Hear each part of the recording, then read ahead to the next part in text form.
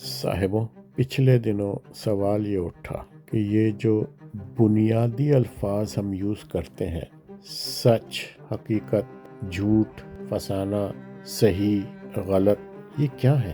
क्या सच, या ये समझ लें कि क्या हर सच कायनाती है, यानी उसका इतलाक हर आदमी हर हाल में होता है? तो समझ ये आया कि सच, हकीकत, इन सब चीज़ें ये बड़ी इनफरादी है। मेरा सच आपके सच से मुख्तलिफ है, आपका सच किसी और सच से मुख्तलिफ है।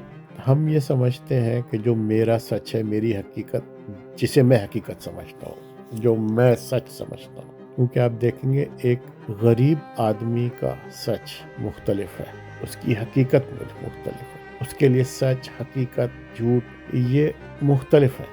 जो कायनाती और यूनिवर्सल फैक्ट्स हैं, कायनाती हकीकतें हैं, वो रूहानी है, वो मज़हब की बुनियाद पे और फ़लसफ़ों की बुनियाद पे कि झूठ ना बोलो, ये नहीं करो, वो नहीं करो, वो एक अलग चीज़ है। लेकिन हर आदमी का सच मुख्तलिफ है।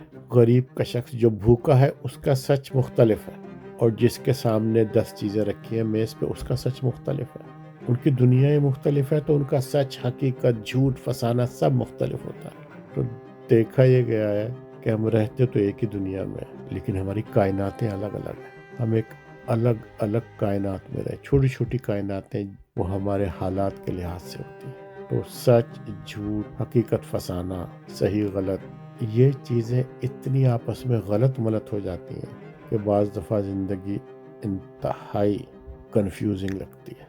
बहरहाल, ये ज़हनी बड़बड़ाहट दिमाग में उठी थी, सोचा आपके साथ शेयर कर लें।